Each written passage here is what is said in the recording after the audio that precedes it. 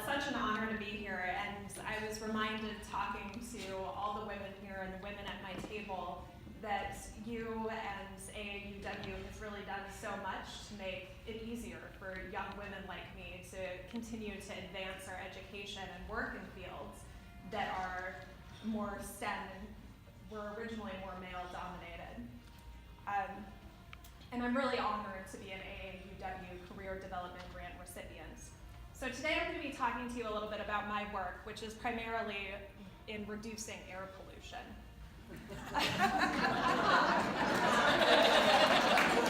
So I grew up in Los Angeles, and air pollution was just kind of a part of life. There were days where you could see the mountains, and then there were, of course, the days where there was just so much smog that you couldn't. And I know that when I was growing up in the 90s, it was better than it was even a decade prior.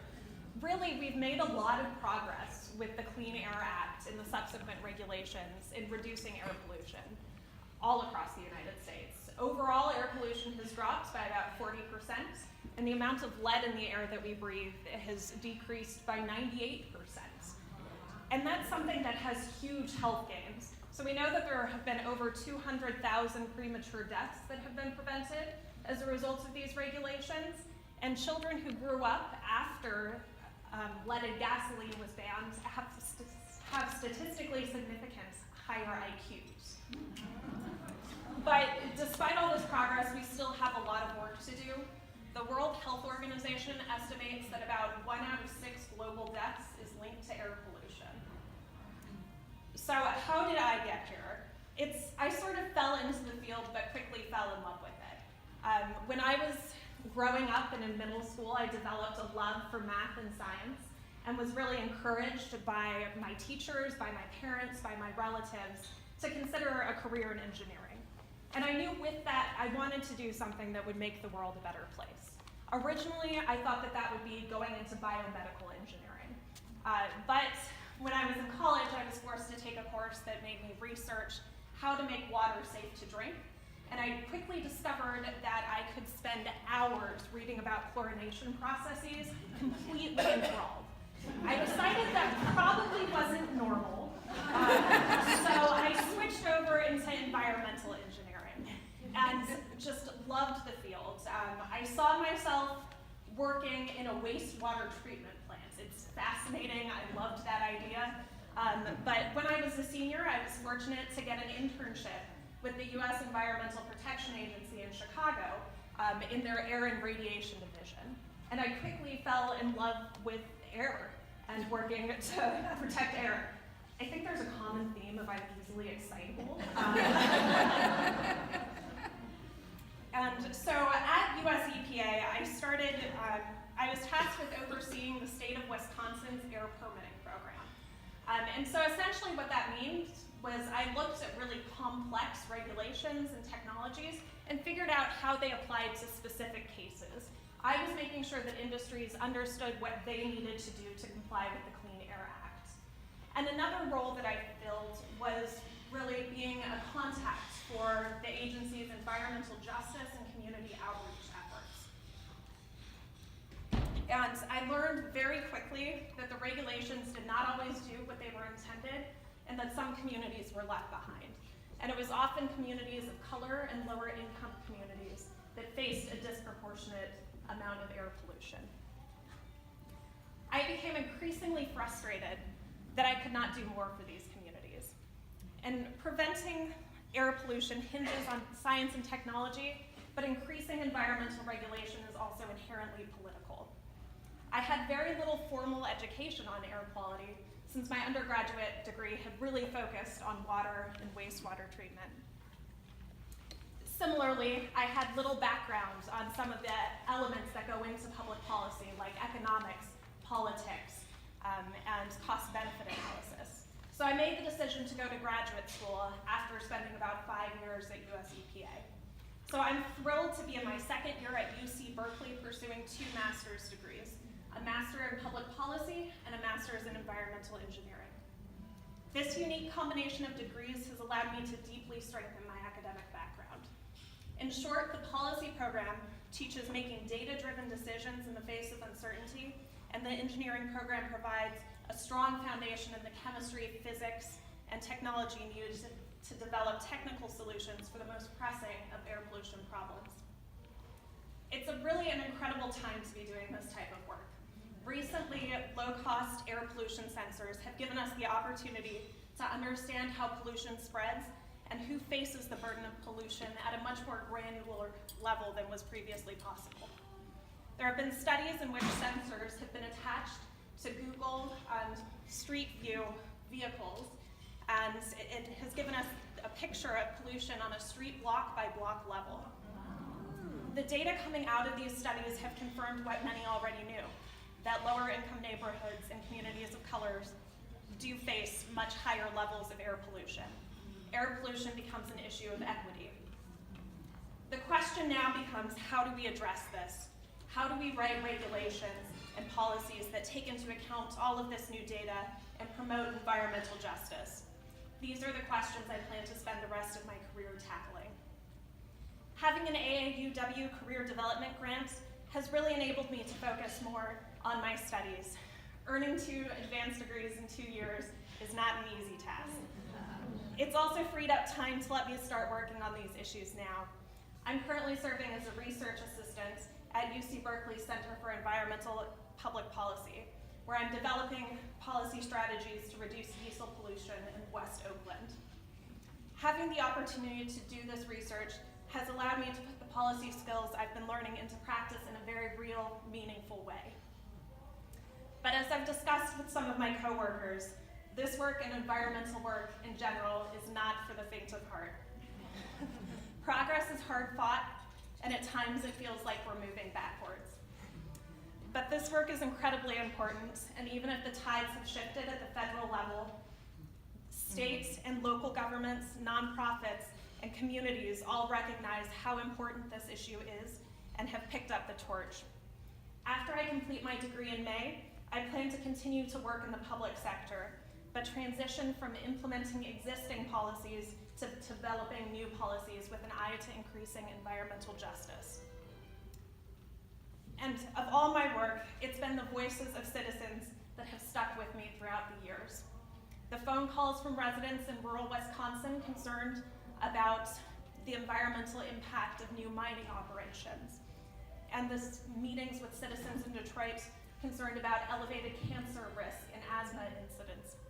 These are the voices that drive me to keep fighting so that all communities have access to clean air to breathe. Thank you. It is wonderful to be here today in the company of so many powerful and successful women who are so generous in their support of other women. Women empowerment is very important to me, not just because of the social and political climate that we find ourselves in right now, but because of my upbringing. And I think that's a very good place for me to start. I would like to share with you a little bit about the formative years of my past, how they have shaped my present, and how receiving this grant will change my future. I was born in Mexico, where I was raised by a single mother who was one of 12 children. Growing up in Mexico, I received so much love, but I also received a very explicit lesson in the oppression of women. Poverty, misogyny, teen pregnancy, domestic violence, and lack of education fueled a generational cycle of oppression and distress for the women in my family. I saw a well-oiled machine that spewed out women who were perfectly groomed for the service of machismo. I was just a child when I realized that I wanted a better future for myself. Even though I was just a little girl, I had the clarity of mind and the wisdom to know that education would be my way out. Going to school became my ticket to survival. It truly became my drug of choice. I held on to it and its promise of emancipation with every fiber of my being. I was lucky to have the support of my mother and her sisters, who perhaps wished to see me reach the very dream that ignited them. With effort and discipline, I made it all the way through high school, and things were looking promising. Then came the unexpected move to the United States of America. At 19 years old, I found myself in a new country, trying to survive without letting go of my dream for a college education. I became one of millions of immigrants, chasing the American dream, trying to make ends meet. For the next 15 years, I had to fight tooth and nail to attend and graduate from college. 15 years is a long time to do something that takes most people 4 to 5 years to accomplish. What do you do in 15 years? Well, you work 3 jobs at once, you save up enough money to pay for one semester at a time, and then you give up. Then you pick up the pieces and try again. You give it all you got until eventually you give up again. Then you meet wonderful people who believe in you and are willing to invest in your dreams. And they help you to get up for the 10th time, and then you make it happen. In May of 2010, I graduated from the Academy of Art University and I received a bachelor's degree in graphic design. I became the first person in my family to attend and graduate from university. And to this day, that has been the greatest achievement of my life. Now there's something very important that I should mention, something that happened somewhere, towards the last few years of my journey towards a college degree. And which is ultimately the reason why I'm standing here today. At some point I began to hear a whisper, my inner voice softly telling me, Maya, maybe graphic design is not for you.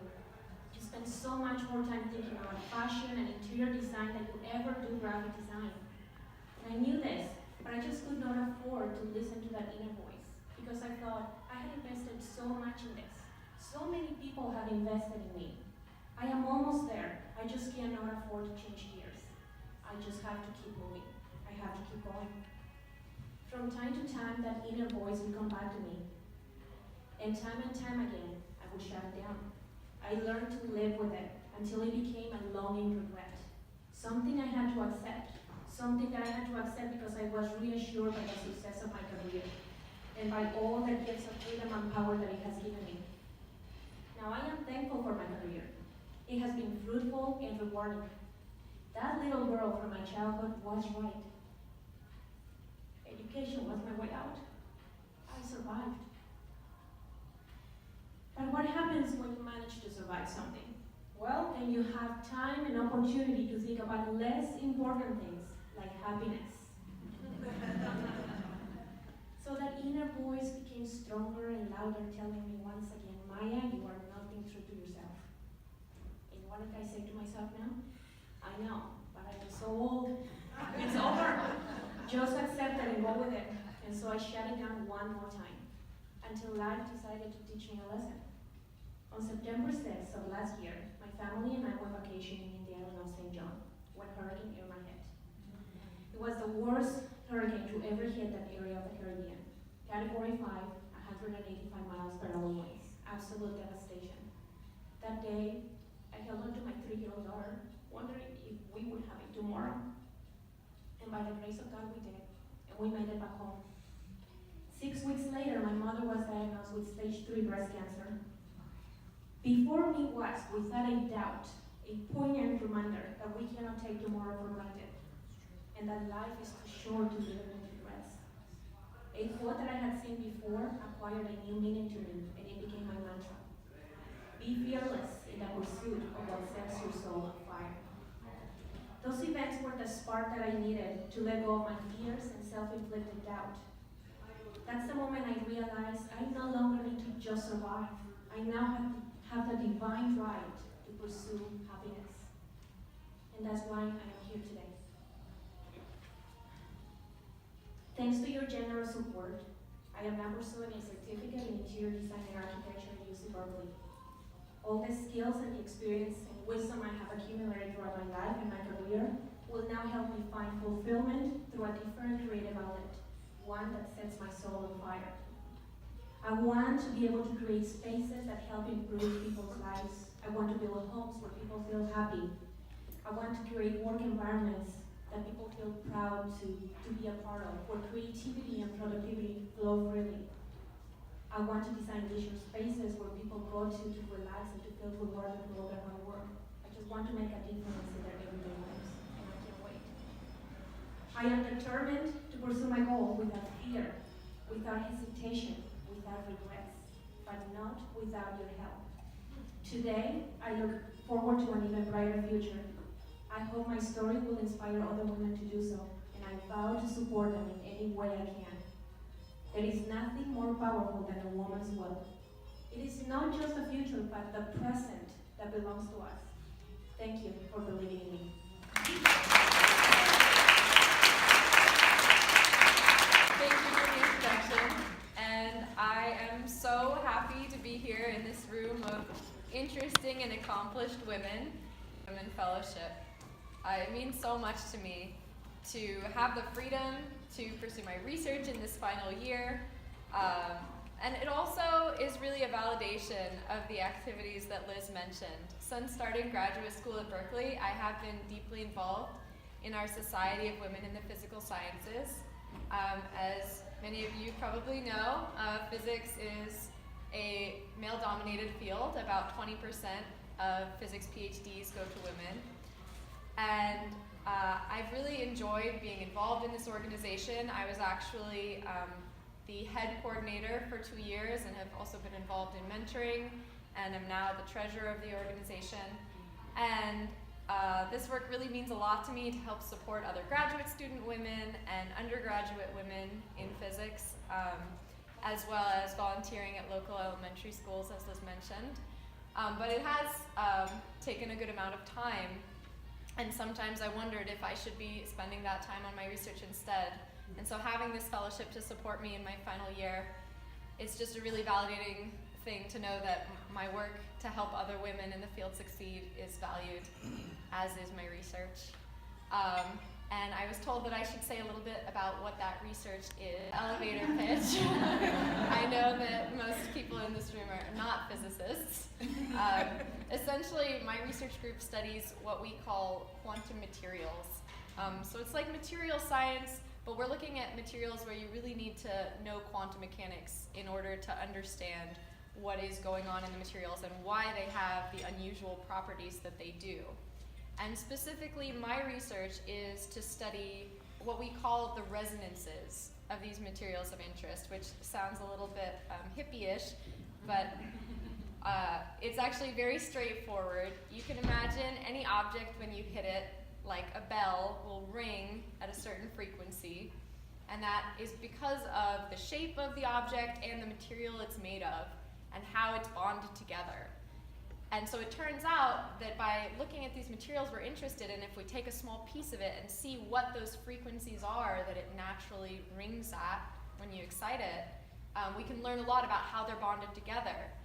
And specifically, I look at how that bonding changes with temperature as these materials may go into different states of matter, exotic things that we're trying to understand. So that's the gist of it. I hope that that was somewhat comprehensible, even for non-scientists in the room. A question? So the research is more fundamental. We're really just trying to understand these materials and the physics of how they behave. But the hope is that once we understand that better, folks in, say, engineering or material sciences can then take that knowledge and use it to come up with interesting applications. What kind of materials are these when you say that? What are quantum materials? What are quantum materials? So they tend to be compounds of a lot of different elements. So for instance, the material that I'm studying right now is called lithium iridate. So it's lithium, iridium, oxygen. And the reason we're interested in that material specifically is because it has very unusual magnetic behavior. A lot of people are familiar with magnets that stick together on a fridge, but that's only one type of magnetism. You can actually have all sorts of much more complicated magnetism in materials, and this material happens to have that kind of complicated magnetism that we don't fully understand what's driving it, and so that's what we're trying to study. Is that what's holding on your name tag? That's a more conventional magnet. All right, so thank you all. We fellow Southern Californians, she's from Long Beach, and I'm born and bred in Los Angeles, in the Valley, etc. We were sharing about us relocating out here to the Bay Area and the space here and how great it is. So I get to introduce you because she has great words. I think would rather have her share with you who and what Sam Gebb is.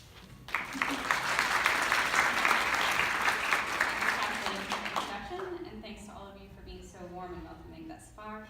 I'm incredibly honored and grateful to be joining this community. A little about me, I'm a California native, as Kathleen said, growing up in Long Beach, doing a lot of sailing and dancing, but was hankering to escape that little beach town at age 18. I absconded to the East Coast for my undergraduate career, studying architecture and dance at Princeton University.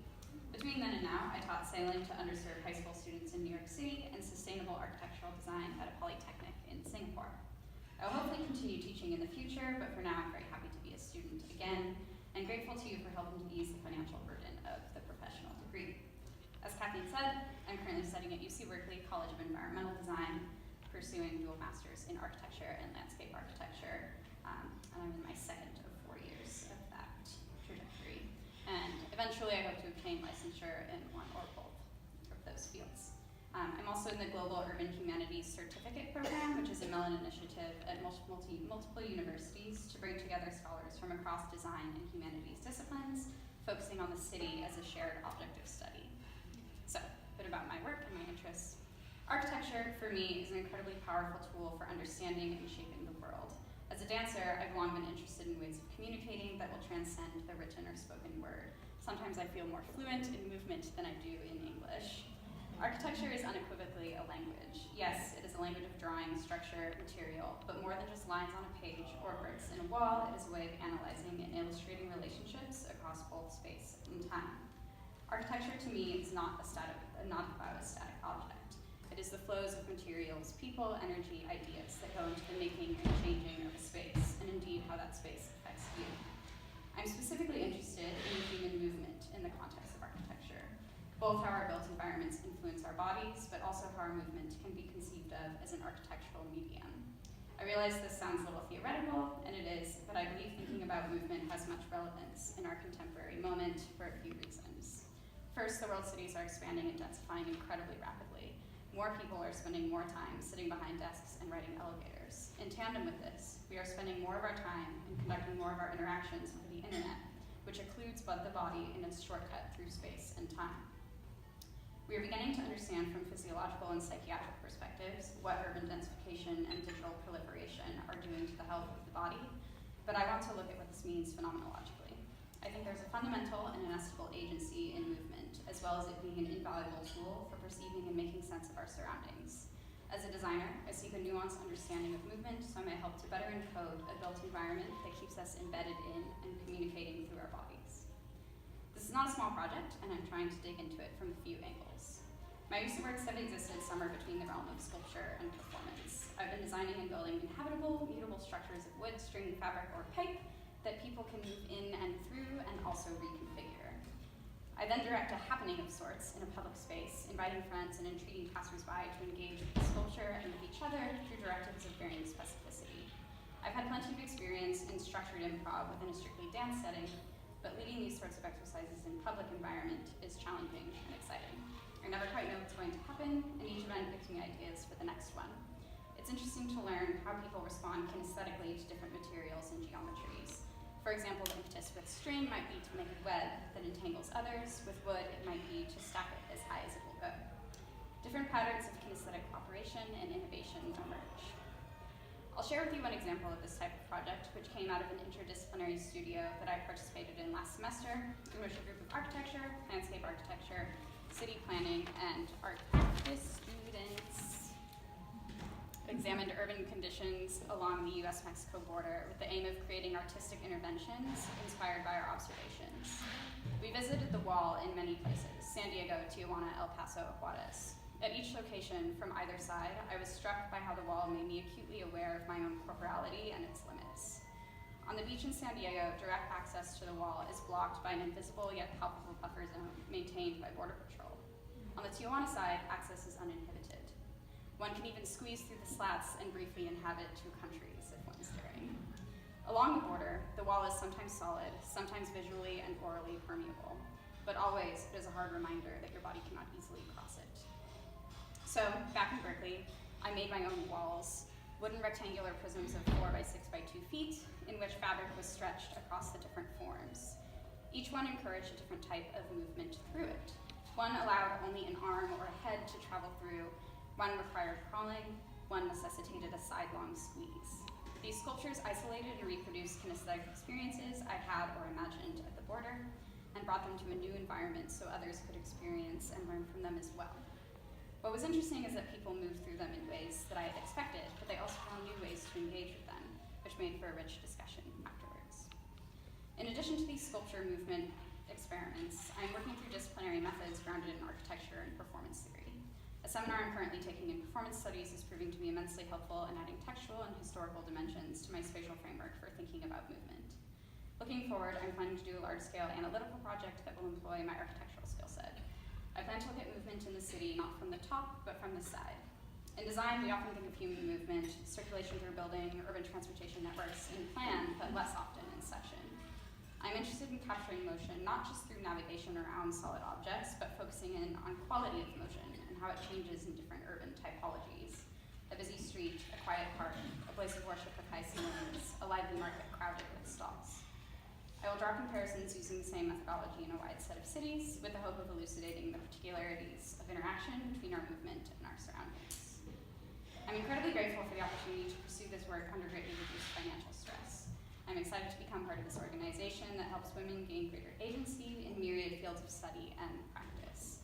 To know that I'm supported by the AAUW continues to encourage me to redouble my efforts in making space for both women and girls in academic and professional settings. In most of my educational and employment situations, I have been fortunate rarely to feel that gender is a significant hindrance to my own performance. Yet, the gender disparity across multiple of my fields of involvement is stark. During teaching, both at the Community Sailing Center in New York and at Polytechnic in Singapore, gender ratio of my students was far from even.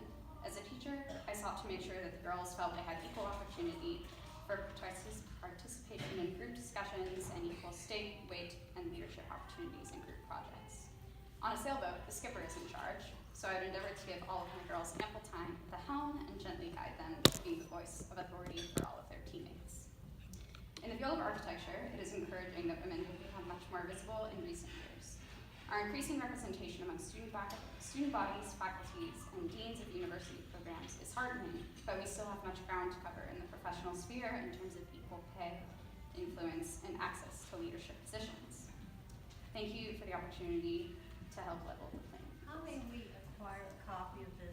I would love to read it. It's wonderful. Okay, I can send it to someone to you. Yeah, sorry, where's the question? Repeat the question and hold Oh, the mic up. okay, the question is where can I receive a copy of the text that I just read? And I don't know, I'll give it to someone who will disseminate it to you.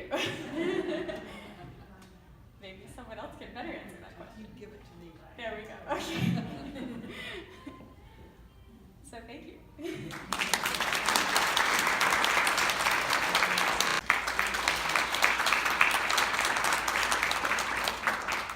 Thank you so much. It's such an honor to be here today. This week, I don't know if others felt this way, but it's been a fairly tough week politically for me and myself. Yeah, it's been a little bit not the greatest. And being in this room, listening to your stories, listening to the ways that you all are making differences in my life, in the lives of my peers, in the lives of the people who come after me, it really makes a difference. And I just want to say thank you so much for everything that you have done and continue to do to support women in this world when the world doesn't always support us. So thank you.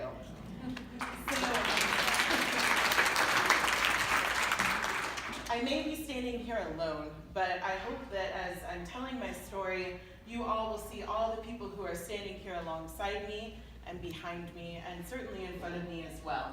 So I am here on behalf of Catherine Dynarski, who is, as of I think about a month ago now, Dr. Dynarski. She was a student at the University of California, Davis in soils and biogeochemistry. Please don't ask me anything about it. I have no idea what it means. But she's brilliant.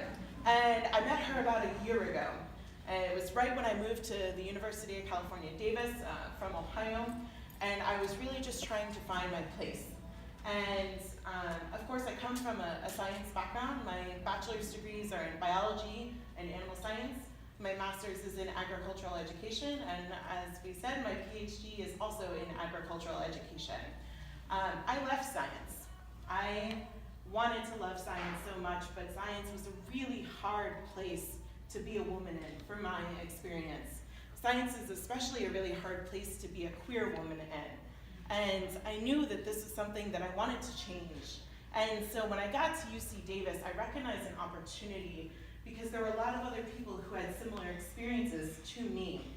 And so within the first month of moving here, I met Katie, and I met a group of about 20 other women.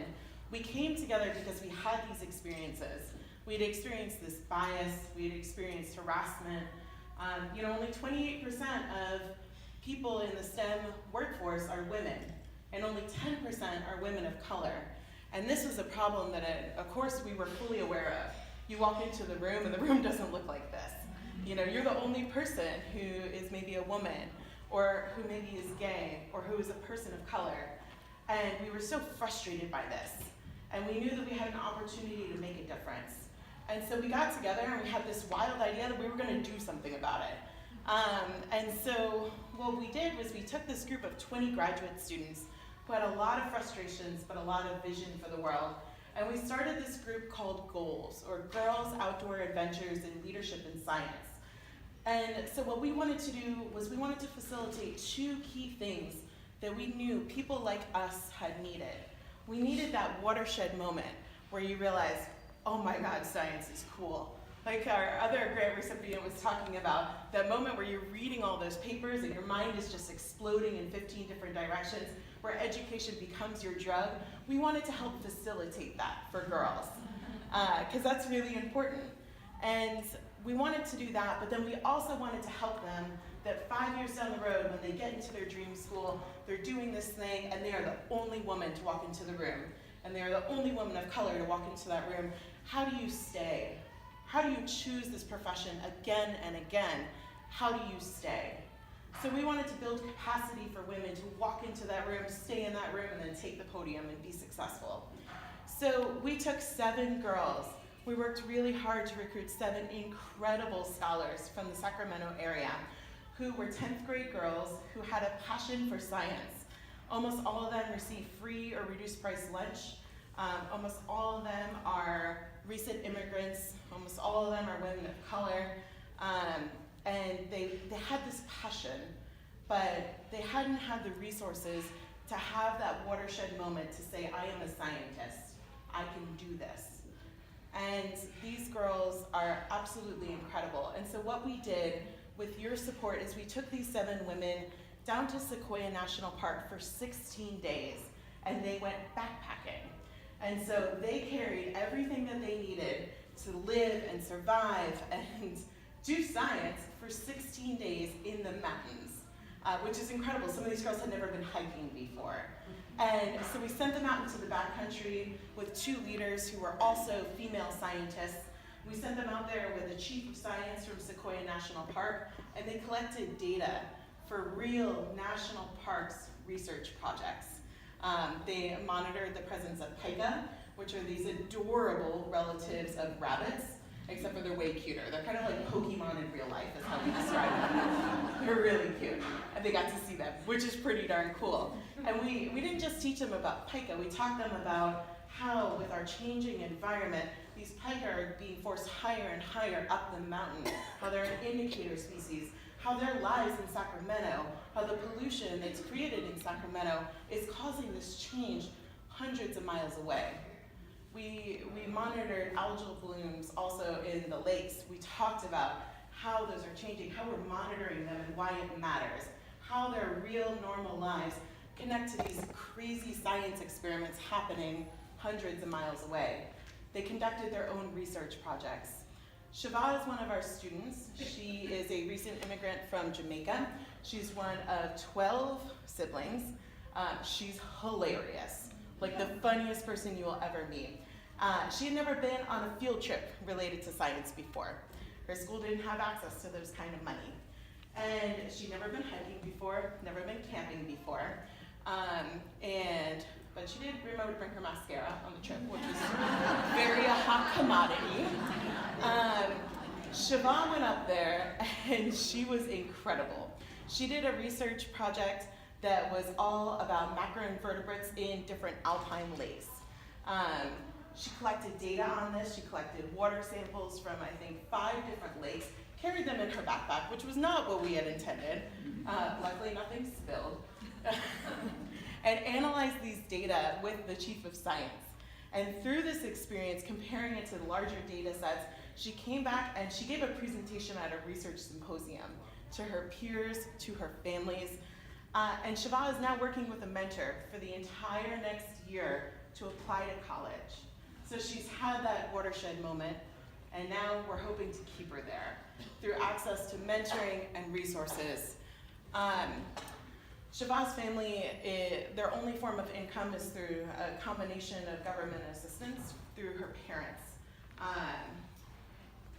This money that you all gave is what enabled her to go. She never has had an opportunity to do something like this.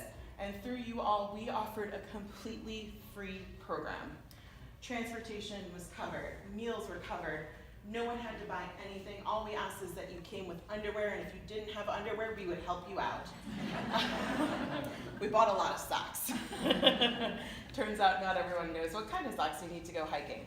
So lots of important conversations, because we wanted to build capacity too. How can these students, these scholars, take this information and bring it back to their communities?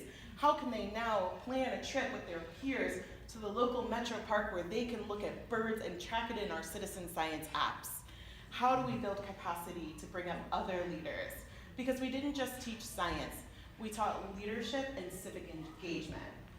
So although I'm standing here alone today, I stand here on behalf of the 20 other graduate students at UC Davis who helped make this happen, the 7 scholars who are out there about to be our future colleagues in just a few years, I'm hoping, who benefited from your generosity, from your trust, and from your believing in them that they could do this.